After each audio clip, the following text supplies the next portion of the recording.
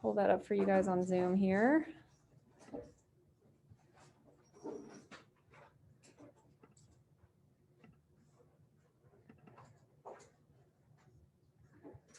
Okay.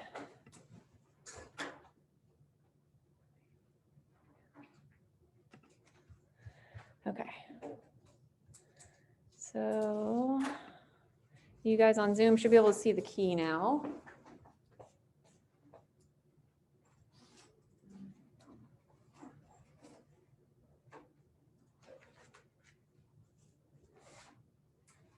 Okay, so I think most people got the equation right. So this kind of walks us through, like I said, the main points of respiration. So first, you definitely want to know, subscript. I didn't have time to subscript the little twos and stuff, but you guys get the idea. So glucose plus oxygen plus 6 oxygen molecules is going to yield 6 carbon dioxides and 6 waters. I include the ATP. If you don't, that's fine. I want you to know how many total ATP are made, but some people didn't include the ATP as part of the reaction. That's totally fine. So the second part, second question, 3 stages. I think everyone got this. Glycolysis, Krebs, or citric acid cycle. You can use whatever term you want. And then oxidative phosphorylation.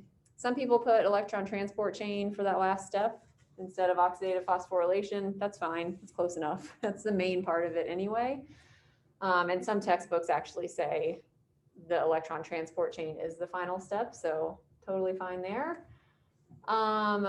Places where these different stages occur. So I talked about this with each of the stages. Glycolysis, the very first step, we're not even in the mitochondria yet. We're out in the cytoplasm of the cell. So cytoplasm is the answer to that one. The next step, the Krebs cycle, is going to occur inside the mitochondria, specifically in the matrix, which is that most central part inside both of the membranes. So now we're inside both membranes. That's where Krebs cycle happens. Electron transport chain, that last step is going to be, it's happening across the inner membrane of the mitochondria. So I think someone put kind of between the intermembrane space and the matrix, that's fine. As long as you know that membrane is what the hydrogens are basically moving across. So the inner membrane of the mitochondria. Numbers of ATP at these different steps. So glycolysis, you have 2 ATP total made, or total at the end of glycolysis. Krebs cycle, you have 2 ATP. So the first 2 stages, just 2 is all you get from those 2 stages, and then 32 in that last step. So oxidative phosphorylation, electron transport, whatever, will be 32 ATP. Stages of cellular respiration where carbon dioxide is made. So this is kind of important because we were keeping track of the carbons as we move through the cycle or through the process. Most people put the Krebs cycle, so that's correct, but don't forget that we also make a carbon dioxide and pyruvate oxidation because we're going from a 3 carbon molecule down to a 2 in order to start the Krebs cycle. So pyruvate oxidation, I don't know why I didn't make that red, sorry. Pyruvate oxidation and the Krebs cycle, we're making carbon dioxide in both of those steps. I guess maybe people didn't put pyruvate oxidation because it's that intermediate step, but don't forget that part. All right, NAD plus and FADH, those are our electron shuttles. I think most people got that. So they're shuttling electrons to the electron transport chain. Final electron acceptor, oxygen. I think everyone that I quickly looked at got that correct. So oxygen is that final electron acceptor, really important. And then kind of a quick aside with fermentation. So fermentation, I talked about at the end of glycolysis. It basically just keeps glycolysis going over and over and over again, rather than moving on to the Krebs cycle. It just starts glycolysis all the way over. And we only get 2 ATP with each round because that's all we get with glycolysis. Okay. So if you got any of these incorrect on your handout, I'm probably not going to note it on the comments in the assignment. So just make sure you have this. I'll post this document so you have access to it as well and know you have the correct answers to these. Any questions about this?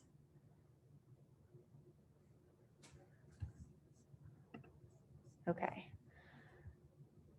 I know it's a lot of detail, but yeah, you guys did a good job, and it's just a good summary document. So use that when you're studying. So your next exam is a week from today. Definitely use that as part of your study guide. I'll get the official study guide up later today, so you'll have it. All right, now, next.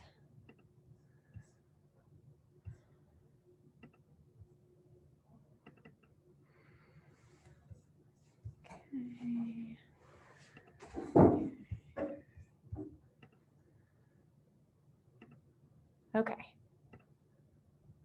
Photosynthesis.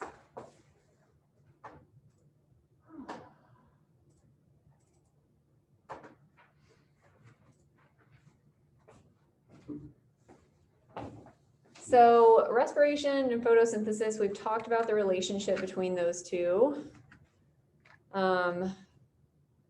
You'll understand a lot more about photosynthesis now that we've gone through respiration, because there's a lot of the same, quite a few similar processes.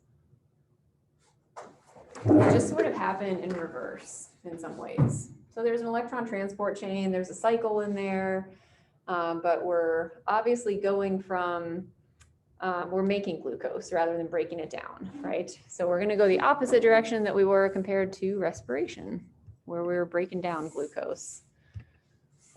Okay, so why do we care about photosynthesis? Well, hopefully you have an idea that plants are pretty important.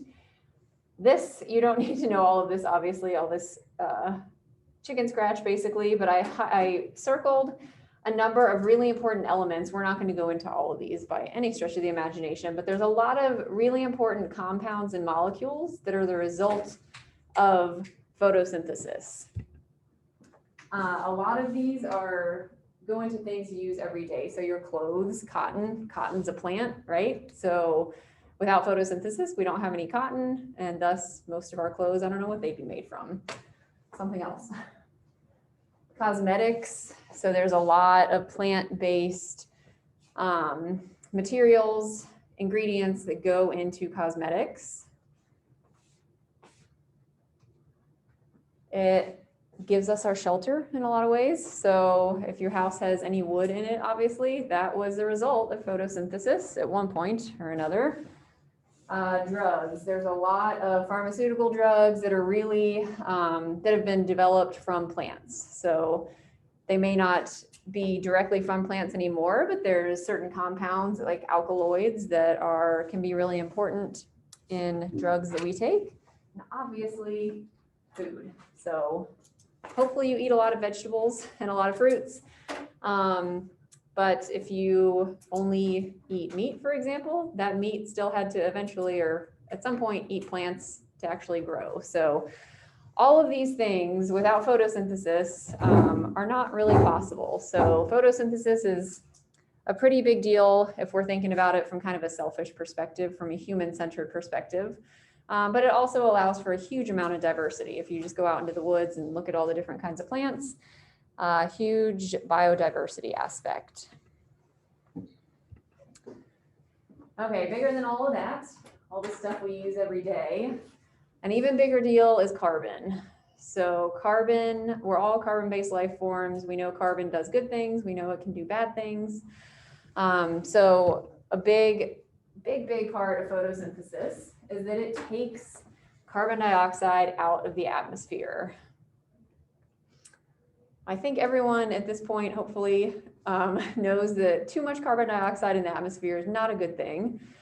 We need a balance. We need some of it to keep some heat in, but too much and you create what they call the greenhouse effect, right? It just holds too much heat in, and that is what's contributing to climate change in a lot of ways. So it's going to decrease that heat trapping in the atmosphere by plants taking the carbon dioxide out of the atmosphere. That's critical. And then it makes it usable by other organisms. So we can't just take in carbon dioxide and incorporate the carbon into our bodies. plants have to start that process, and then we eat the plants to get the carbon, which we need. So they make it usable, they make carbon usable by other organisms, and also help decrease the heat trapping in the atmosphere by taking CO2 out.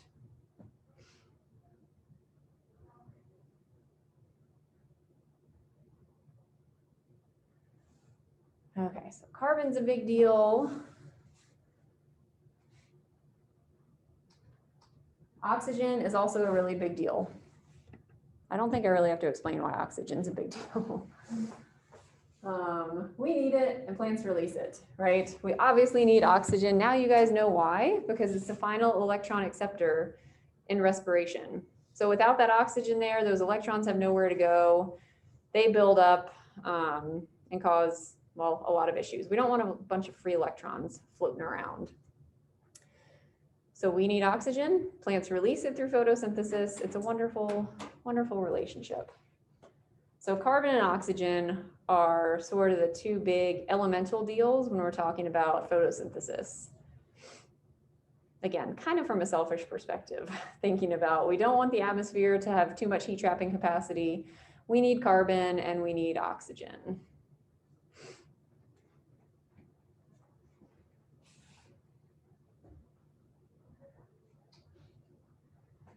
This is an image kind of showing, well, not kind of, but showing where photosynthesis is essentially happening. So it's labeled as carbon absorption. So that's just a way of measuring how much photosynthesis is happening on land. The brighter the green, the more photosynthesis we have going on.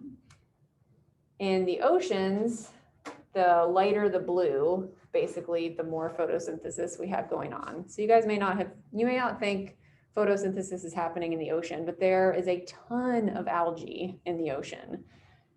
The shallower areas, kind of near the continental plates, there's a lot more access to light for the algae, so they photosynthesize a lot and actually release a ton of oxygen and take in a lot of carbon. So there's scientists who are kind of looking at using algae as a carbon trapping method versus planting more trees. Trees take a really long time to grow. Algae can grow really fast. They take in a lot of carbon and help decrease the amount of carbon dioxide in the atmosphere. If you look at these giant swaths like the Sahara Desert, not a whole lot of photosynthesis happening because we don't really have a whole lot of plants growing, right? The desert Southwest, same thing. So if you're in the Mojave or the Sonoran Desert in the Southwest over there, you don't really have a whole lot of plants, so there's not much carbon absorption happening. Anyway, just a nice graphic to kind of show you where all that's going on. Us in Georgia, we have a lot of photosynthesis happening, right? We get a lot of sun. We have a really long growing season, so plants grow for a really long time here. They're already budding out. So we actually have a pretty high carbon absorption rate.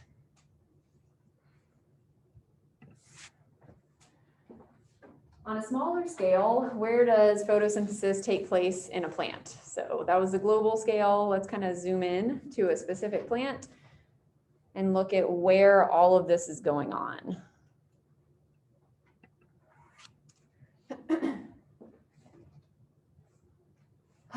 First, let's go into a little bit of a leaf anatomy lesson, I guess. So if you think about a leaf, you probably haven't thought too deeply about what's actually inside the leaf. Photosynthesis is taking place in the leaves of the plant. These are the main green structures that you see. Well, you know what a leaf is, but I mean, photosynthesis happens where there's green, essentially.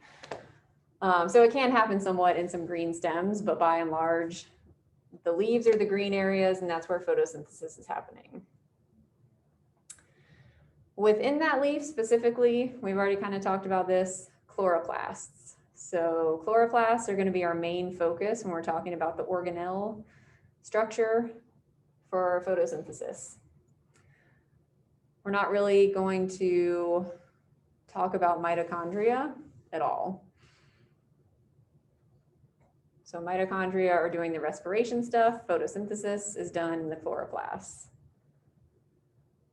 An important part of leaves that we don't really ever notice is that they have little tiny holes all over them called stomata. So they're basically little pores that allow gas exchange. So CO2 comes in, oxygen goes out.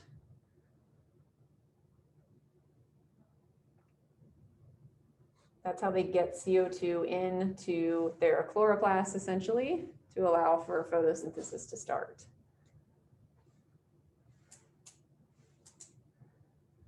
Okay, I'm not going to worry too much about the different layers here. I think that's enough info about kind of what we're talking about in the leaf and the important parts of the leaf.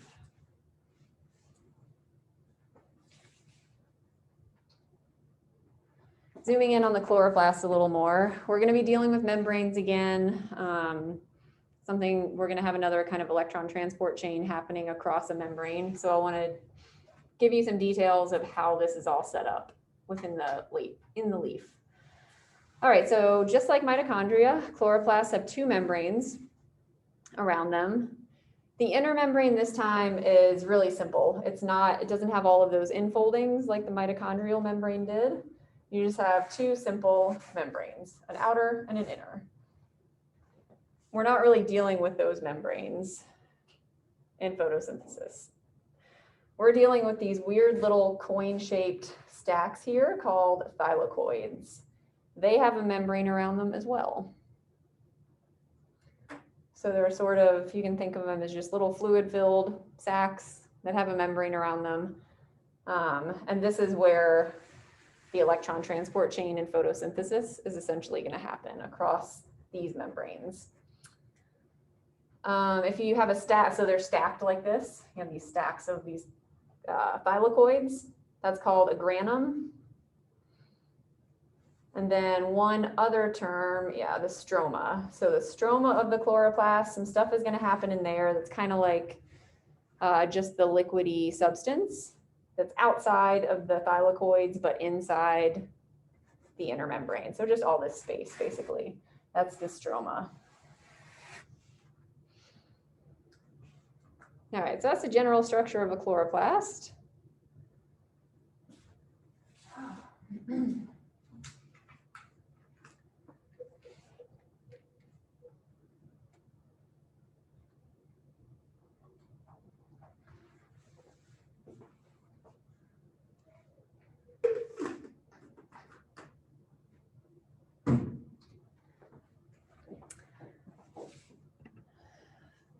A big part of photosynthesis is these molecules that we call pigments. So pigments we usually think of as different colors, right? In this case, they kind of are different colors, but they're molecules that are absorbing different colors of light. So these are the molecules that are initially going to absorb that light energy from the sun. So they're kind of the first step in photosynthesis. Chlorophyll, which you guys may or may not have heard of, is the most common and well-known pigment. There's multiple kinds of chlorophyll, and then there's all these other kinds of pigments that you don't have to really worry about. Just know that chlorophyll is our main photosynthetic pigment. They all absorb slightly different wavelengths of light. So without getting into too much physics here about different light wavelengths, we can only see a very small part of the light spectrum. So we can see visible light. That's why we call it visible. There's ultraviolet light that we can't see. We can't see X-rays. We can't see infrared. We can't see microwaves. All of those are still basically light energy of different wavelengths. We can only see this kind of small piece of visible light. So within that visible light spectrum, so we're about probably 350 to 700 nanometers, which you don't really need to worry about what it is, but we're within this visible light spectrum. That's what plants are using too. So they're using visible light. The different pigments, like I said, will absorb different colors. So based on the wavelength of the light, it's going to be a different color. So shorter wavelengths are going to be more in the blue range. Longer wavelengths are going to kind of go into the red. So here, chlorophyll A, this peak is kind of the main wavelength that it will absorb. So it's absorbing in the blue range, right? Chlorophyll B also in the blue, maybe slightly more towards green, but just a little shift. So they're mostly absorbing blue light. Carotenoids, same thing, mostly blue light. You have this one, I don't even know how to say that, phycoerythrin, I guess. That'll absorb in kind of the green yellow. And then the others will absorb in kind of the yellow red. So you really only have one absorbing in this green area. So does anyone know the reason why leaves are green? If they're not actually absorbing the light, they're absorbing kind of on either side mostly. Any idea?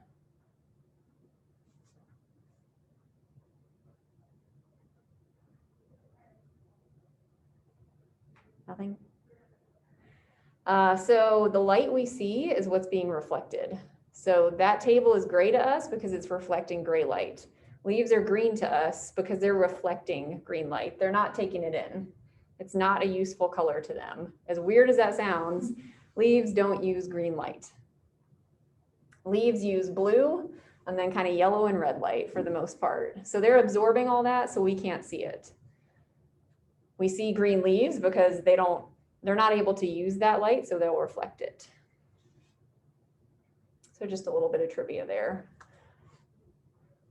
Okay, so that's the idea behind photosynthetic pigments. Those will come up when I talk about the different steps of photosynthesis. What else was I going to say? Oh yeah, so in the fall, if you think about leaves in the fall, they kind of turn that orange-red color. They're going to be reflecting a lot of this. So these pigments aren't necessarily going to be all that useful later in the fall. So whatever color you see is what's being reflected. As weird as that seems backwards to us.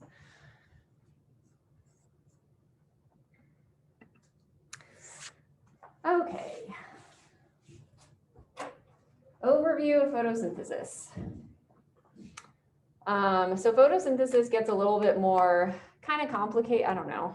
It's more complicated than respiration. Probably not. I have fewer slides on it, so probably not as complicated, but it's a little harder for us to envision in some ways. So I kind of want to walk through these steps slowly.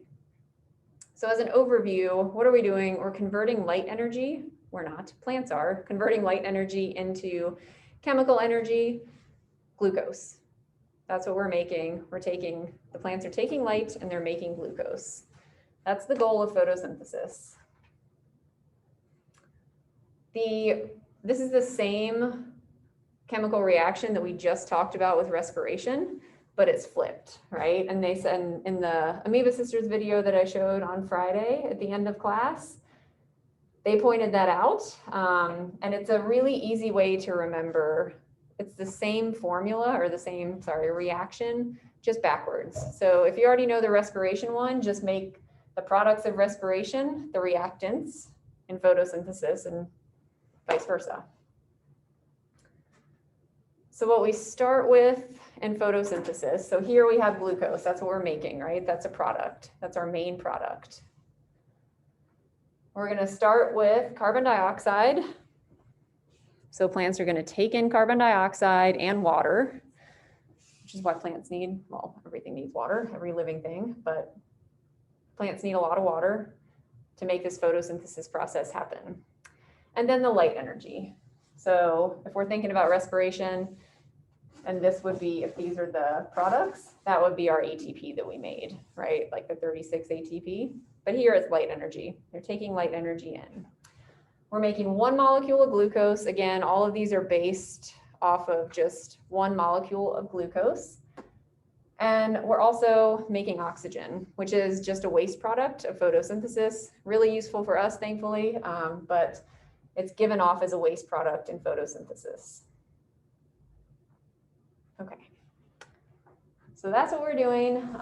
We'll talk about it in several different steps and how this happens.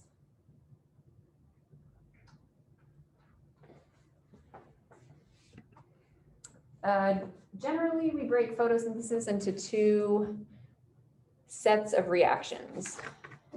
The light reactions and dark reactions, or light dependent and light independent.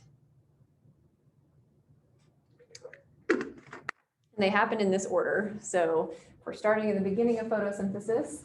The light dependent reactions happen first.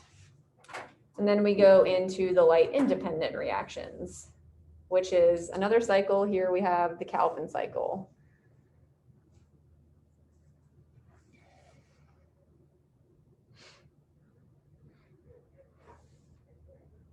Okay, so in general, just to kind of show you the trajectory here, light's going to come in. That's going to start the light dependent reactions in the thylakoid. That's going to make energy to power the Calvin cycle. So here you can see ATP being used from the light reactions to power the Calvin cycle, which is the light independent reactions. The Calvin cycle doesn't directly use light. That's why it's called light independent. But light's still necessary in order to start the process.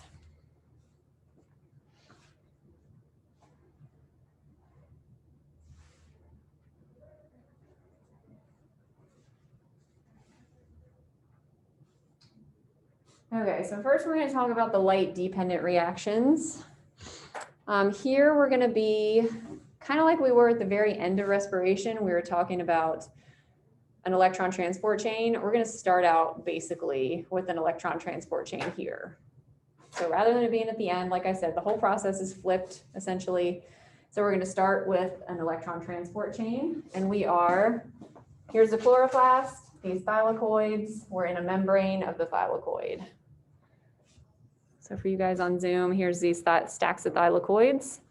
We're talking specifically about the membrane of one of those. Okay. So here, I'm not going to walk us through this diagram, but this is kind of the overview of what's happening in the light dependent reactions. We have ATP synthase again at the end, right? So we're making ATP in the same way. We have that same protein that we had at the end of respiration, ATP synthase making ATP. Okay, so we'll talk about that. Okay. So the light dependent reactions, obviously this is where the sunlight gets absorbed, like I said. Sunlight gets absorbed, some stuff happens, which we'll talk about. And that's what the whole goal of the light dependent reactions is, to power the next step, the light independent reactions, or the Calvin cycle. We are in the thylakoid membrane, which I talked about.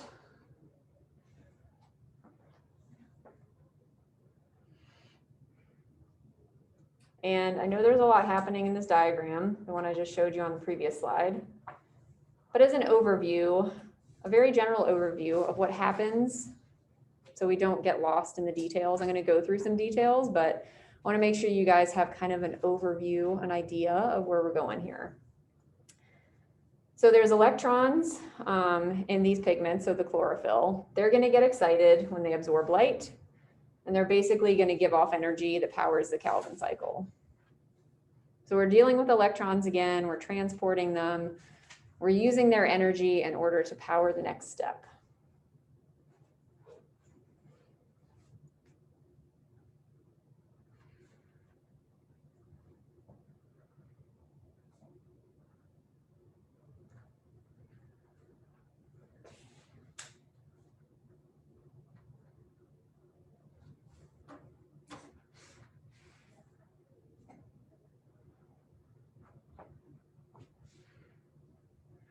Good.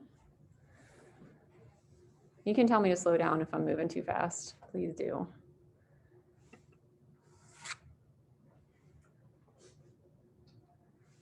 Okay, so this setup is based on what we call photosystems. So a photosystem is where those pigments are that I was talking about, the chlorophyll, these little pigment molecules. So they're just little chemicals, molecules of pigment. We'll just assume they're all chlorophyll. They are in the thylakoid membrane. So here you can see the membrane. So they're inserted into the membrane, just like we've talked about with other kind of membrane proteins. But here we call it a photosystem. So this whole thing, this whole big purple thing is considered a photosystem right here. This is where light initially gets absorbed in the thylakoid membrane. So light is specifically getting absorbed by these chlorophyll molecules, which I've labeled here. So these are our chlorophyll molecules. There's a bunch of them.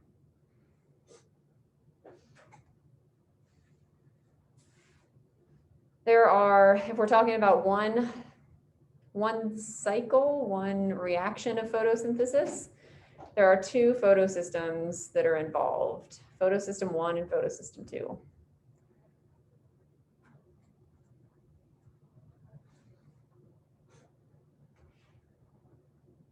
If we are looking at the very start of the process, so here we have a photon of light, that's just light energy coming in. Here we have a photon of light. If it's coming in and getting absorbed, that happens in what we call photosystem 2. And then the next step is in photosystem 1. It's backwards. So photosystem 2 comes first in this process, and then photosystem 1. It's super annoying. The reason it's like that is because people who were studying this found photosystem 1 first. So they named it photosystem 1, and then they found another one and they were like, oh no, I guess photosystem 2 is what we'll name it. I don't know why they couldn't rename it, but anyway, photosystem 2 happens first, and then the electrons go on to photosystem 1. And I'll show you what that means, but just remember it's backwards. All right. So what's happening in these photosystems? So these next few slides, I will say, I have a lot of text on here, more than normal. I put this text on here so it's nicely described for you, because it looks a little bit confusing in this diagram. So I want to make sure you have this to go back to and can read through the slides to understand what the heck is going on. In addition to that, these numbers that I have, 1 and 2, correspond to the red numbers in the diagram. So this 1 here is showing what I have listed as 1 here. Light is being absorbed, right? So keep that in mind as we go through this. So for you guys on Zoom, this 1 right here is referring to what I have listed as step 1 here, the light being absorbed by chlorophyll.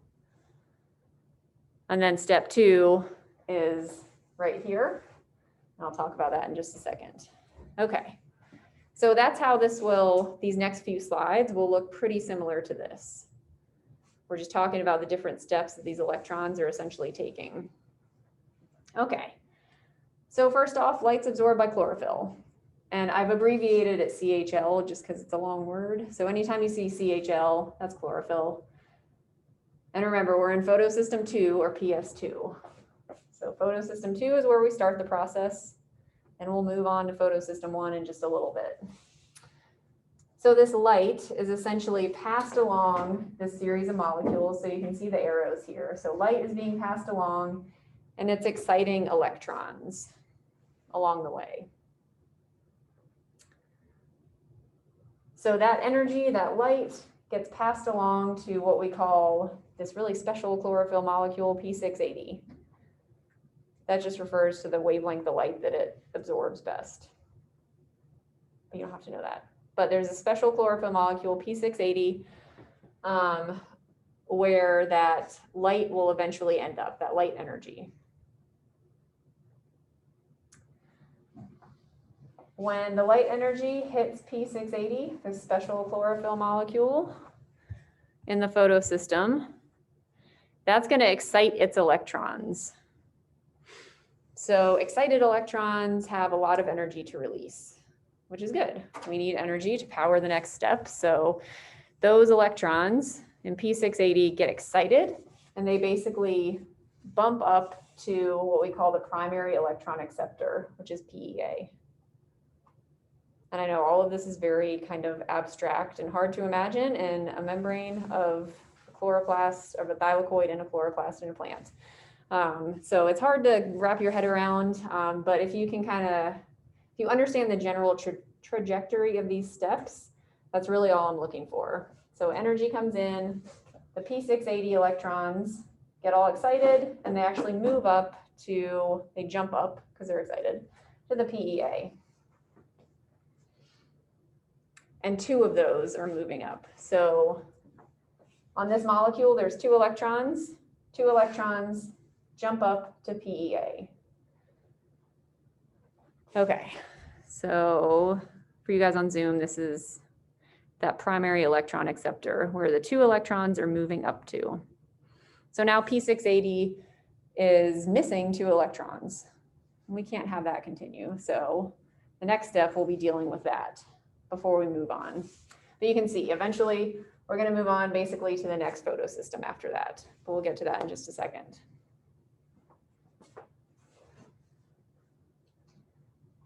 Okay, so next we're going to split water, and that's what's happening down here below the photosystem. So those electrons that jump up to the PEA, like I said, now P680 is missing 2 electrons, and it doesn't want to miss 2 electrons because it needs to do this over and over, right? It's always donating 2 of its electrons up here. So it needs 2 more constantly. It constantly needs an input of electrons. So the solution here is to split water. So we have an H2O down here. It gets split, and those hydrogen ions, which have electrons on them, will donate their electrons back to P680. So it'll replenish the hydrogen from water, is going to replenish the electrons to P680. So it says here, you can have 2 of my electrons. And then, so we have oxygen now, right? So we have those 2 H's, each of them is going to donate an electron to here. So now we have just protons, H+, down here. So they're swimming around. We have hydrogen ions in the thylakoid space down here inside the thylakoid. That oxygen from water is basically going to combine with another oxygen. So O plus O is going to make O2. And that's where you get the oxygen gas from photosynthesis. So that's why we have oxygen as a result of plants doing photosynthesis, because they split water.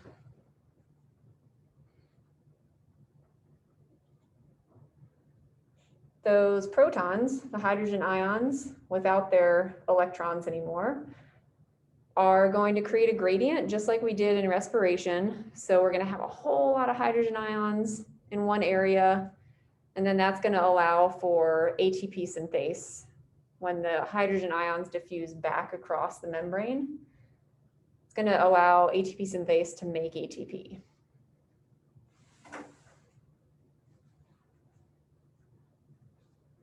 Okay, so you definitely want to know why water is split. Where do each of those atoms essentially go? Like, what is the result of water splitting? 2 electrons are going back to this special P680 molecule to replenish it. The hydrogen ions are staying down here and building up a gradient.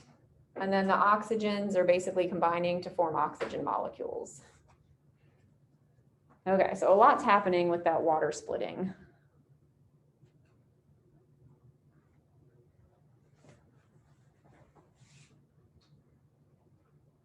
And then if we move on, so we've done photosystem 1 and talked about the splitting of the water. So that's step 3. Step 4, right here, electrons are just passed down an electron transport chain. That's pretty straightforward. You kind of know how that works. The electrons from this PEA that we're all excited and jumped up here are now flowing down through this electron transport chain, similar to what happened at the end of respiration. They're going over to photosystem 1. So this is our second photosystem in the process. This photosystem also has a special chlorophyll molecule where the electrons will end up. It's called P700. So those 2 electrons end up on P700. Another photon of light is coming in, which will excite these electrons again, right? So we get excited electrons at P700. They're going to jump up to another primary electron acceptor, just like in photosystem 2.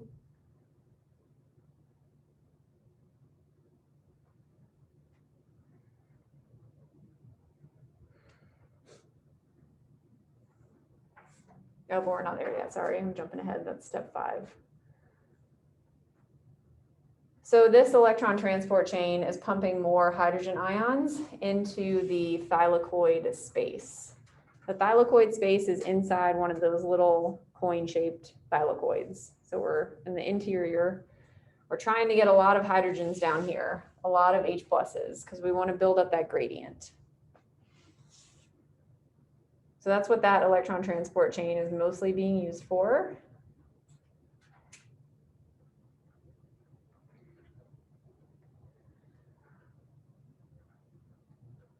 Okay, we're almost done with this part of it.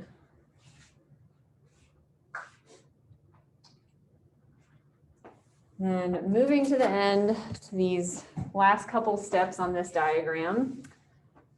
Like I said, these electrons on P700, they get all excited again because there's light coming in. So they jump up to the primary electron acceptor. Those electrons are then going to be transferred to a different electron shuttle. So it's only slightly different than what we had in respiration. We had NADH. Now we have NADPH. And P, just think plants, photosynthesis. So we have a P in there. It's a different molecule, but it has same function. It's going to shuttle electrons. So we need to keep shuttling electrons to the next step.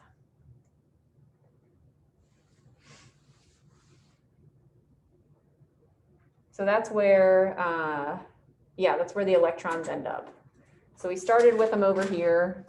They jumped up and then flowed down the electron transport chain, ended up here, jumped up again, and now they're going to end up on NADPH. So you can see them right here, those 2 teal colored electrons right here. Okay, we don't need to split water this time. So it's kind of the same process, right? But we're not splitting water with photosystem 1 because we don't need to replenish the 2 electrons with the water electrons.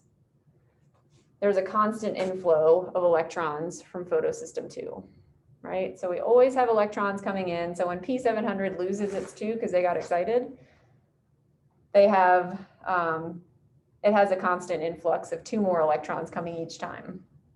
So we don't need to split water at that point.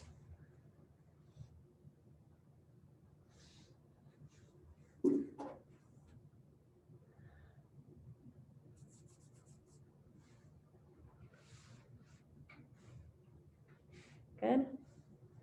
I know it's a lot of detail. Like I said, if you are getting confused by the diagram, take some time and try to follow each of the steps that I've written out with what the diagram is showing. I'm hoping that will line up and make sense to you, as much sense as possible, since we're talking about something we can't really see.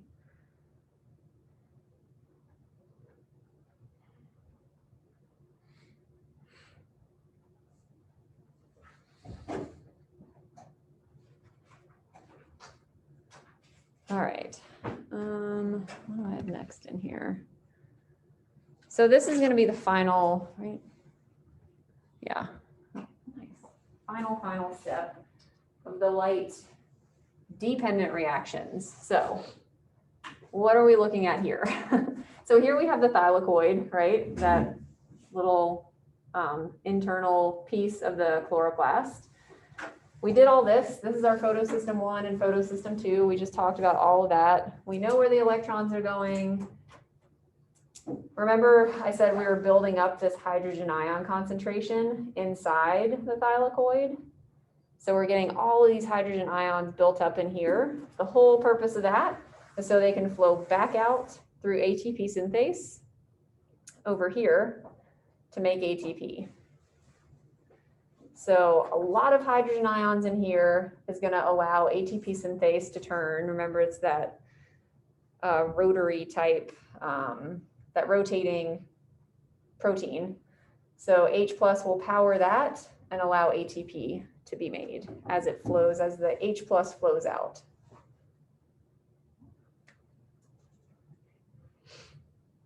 So that's the chemiosmosis step. Chemiosmosis is the exact same thing that happens in respiration. You have hydrogen ions building up on one side of a membrane, flowing through ATP synthase in order to make ATP to the other side of the membrane.